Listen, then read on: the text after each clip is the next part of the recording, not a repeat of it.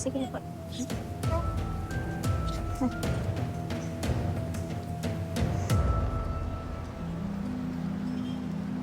Salamat, balik ka ha! Grabe, ang sipag naman ng kumare ko. Ay, nako. Siyempre, kapag single parent ka, hindi ka pwedeng magpahinga. Nako, Mare, gagabayan ka ng Diyos. Huwag kang mag-alala. Magtiwala ka lang. Mare, ano kasi? May napansin ka ba sa mga anak natin? Ang ibig mo sabihin? Napansin ko kasi na medyo matamlay si Tommy. Tapos hindi kumakain. Lagi lang nagkukulong sa kwarto. Alam mo, Mare, may napansin din ako kay Tommy itong nakaraan eh. Galing siya sa pag-iyak. Tapos halatang may nagdikit sa kanya ng tape sa katawan niya tsaka sa uniform niya. Pinapaamin ko nga si Sarah kung may alam siya tungkol dun eh. Pero ayaw magsalita. Naku, sinasabi ko na nga ba eh.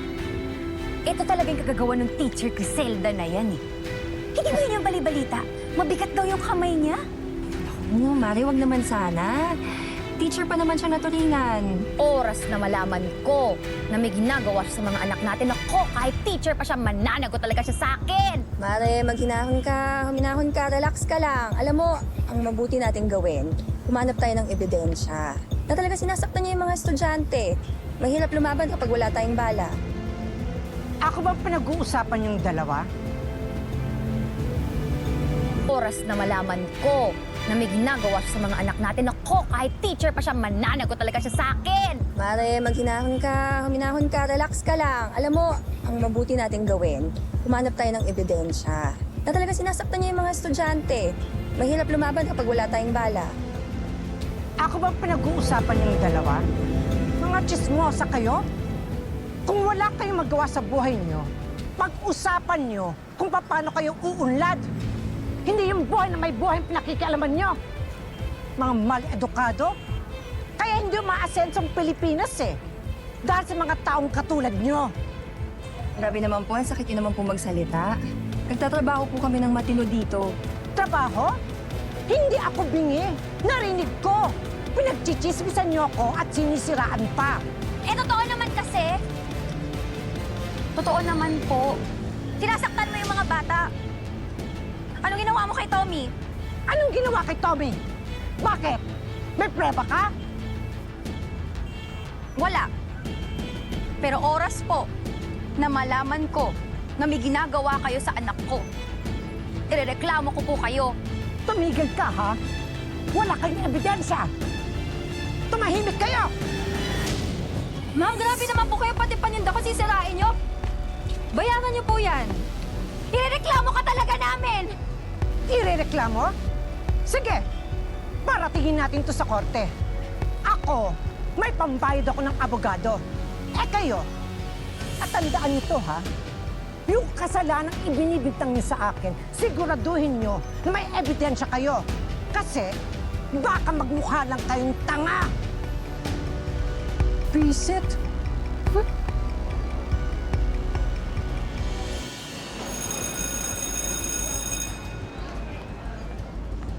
Bibigyan ko kayo ng 10 minuto para basahin ng isang kwento tungkol sa kabutihan sa Chapter 3. Basahin niyong mabuti. At pagkatapos, magbibigay ako ng recitation sa inyo. Naintindihan niyo? Opo. Sige na! Basa na! Sure na, Zelda?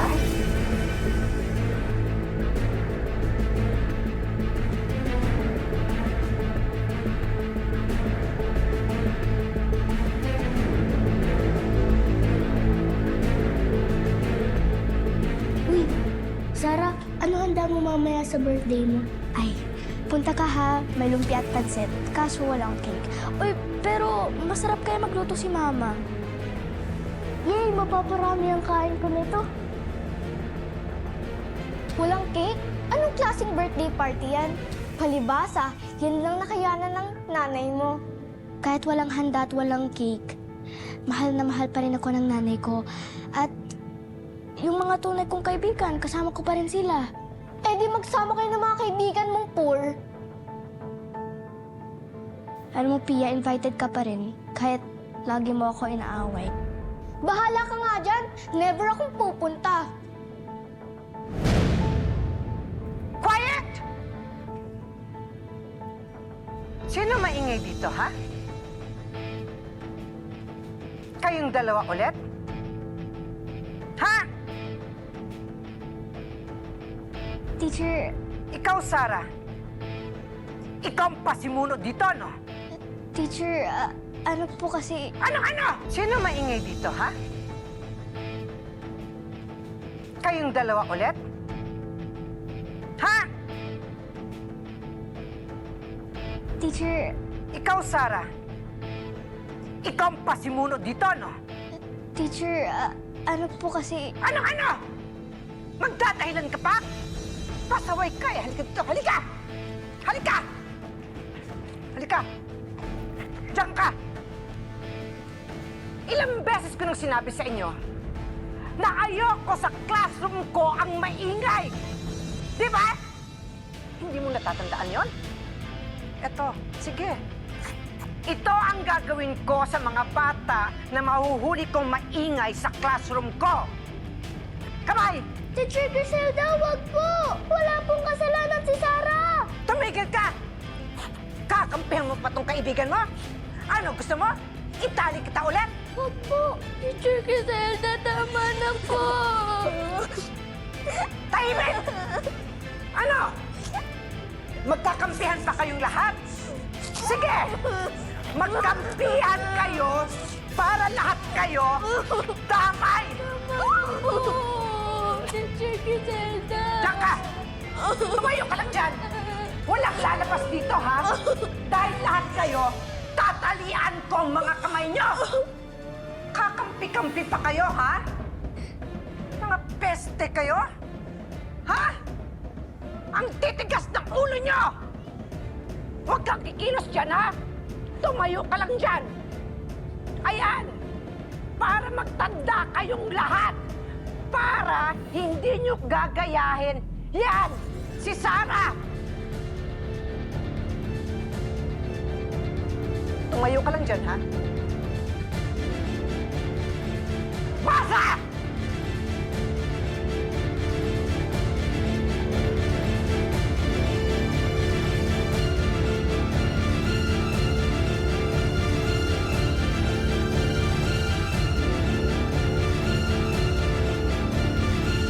Walang iya ka! Anong ginawa mo sa anak ko, ha? Anong ginawa ko? Anong ginawa mo? Bakit sinasaktan mo yung anak ko? Ha? Wala kang kasing sama. Buti na lang pumunta ako dito para sorpresahin siya. Classroom ko to. Ako ang masusunod. Sa classroom ko, ako ang magulang. Ako ang magdidisiplina sa mga estudyante ko. Hindi disiplina ang ginagawa mo. Parusa! Pinaparusahan mo na parang kriminal yung anak ko. Umalis ka dito. Umalis ka dito. Hindi ka welcome dito. Ganon ha? Sumama ka sa akin. Hindi pala ako welcome. Halika! Tiwan mo ako! Halika, sumama ka sa akin! Tiwan mo ako! Sumama ka sa akin! Dito tayo sa labas. ha? Tiwan mo ako! Hindi! Bastos ka! Mas bastos ka! Ka talaga pinag-aaralan! Tiwan mo ako! Wala kang karapatan para sumula sa classroom ko! Ang tapang-tapang mo! Wala! Nandito na tayo sa labas kaya wala ka ng karapatan. Tiwan mo ako!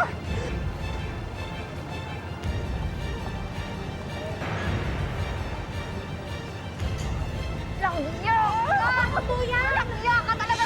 Ah! Saan ba ako? Walang iya ka!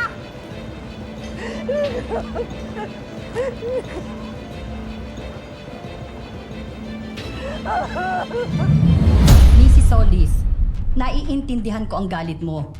Pero hindi naman tamang kaladkarin mo ang isang teacher sa labas ng classroom.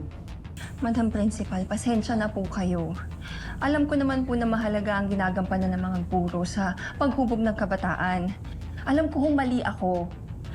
Pero sana naman po ilagay niyo yung sarili niyo sa sitwasyon ko. Hindi naman ho po tama na saktan ni Teacher Criselda yung anak ko.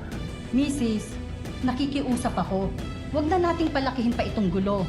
Kapag lumabas tong balitang ito, ang school natin ang masisira. Kaya ako na lang ang magbibigay ng proper sanction kay Teacher Criselda.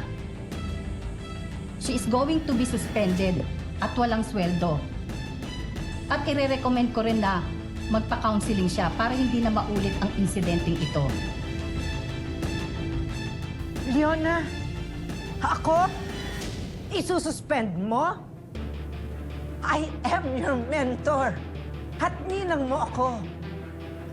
Papaalala ko lang ha, ako ang nag-recommend sa'yo sa division para maging principal ng school na to.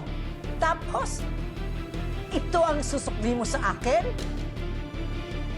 Teacher Criselda, pag-usapan na lang natin ito. Pero sa ngayon, buo na ang pasya ko. Suspendido ka ng 1 buwan.